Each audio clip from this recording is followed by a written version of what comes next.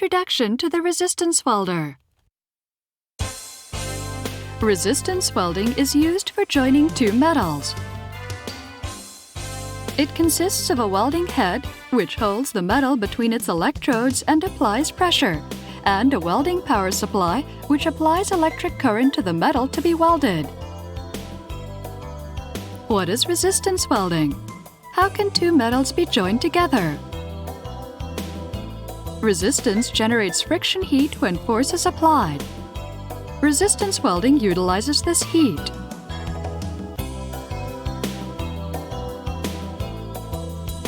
Similarly, when electric current tries to move forward through two metals, heat is generated due to the resistance of the metal itself and the friction at the contact point. Resistance welding welds a metal to another metal utilizing this heat and pressure. Two metals to be welded are placed on top of each other and pressure is applied. In this state, electric current is applied. The contact point of two metals, in particular, generates more heat because of significant resistance.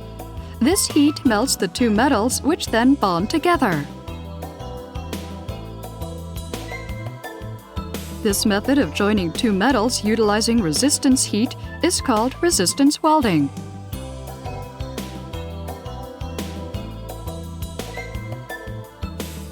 What does a welding head do?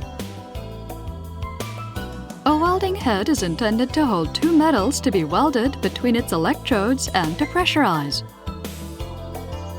The section holding the two metals is called the welding electrodes. There are various shapes and material for electrode, and the most suitable one for the object to be welded must be selected. Pressure is applied. The welding head is structured in a way to change the pressure level, and the pressure must be adjusted to a level most suitable to the object to be welded. What does a welding power supply do? Welding power supply is intended to apply electric current through the two metals to be welded together. This current is called the welding current, and its level and the duration are variable.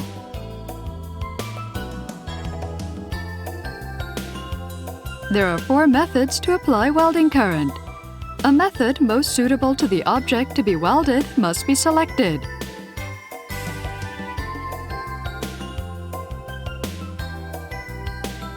Following is the feature of each method. First is the feature of AC-type welding power supply.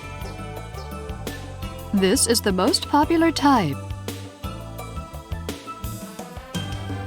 Because of its simple structure, it is easy to handle and durable. Because the welding duration can be extended, the Avio product can be used for many applications, especially objects easily welded such as iron.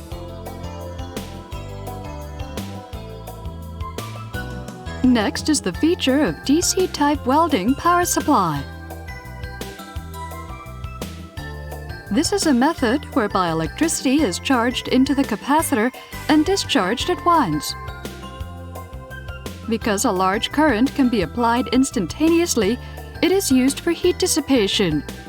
Aluminum and copper are difficult to weld, but can be used in this process. Furthermore, because the energy is once charged into a capacitor, electric facility of the manufacturing plant can be small. The feature of inverter type welding power supply. This is a method whereby AC current is rectified and converted to DC current. Because of high frequency, heat efficiency is good. Furthermore, as the current and the voltage are feedback controlled, stable welding quality can be expected. It is suitable for precision welding. And because repetitive welding at short intervals can be made, and the welding transformer is small-sized and light-weighted, it is suitable for incorporation into automated machines.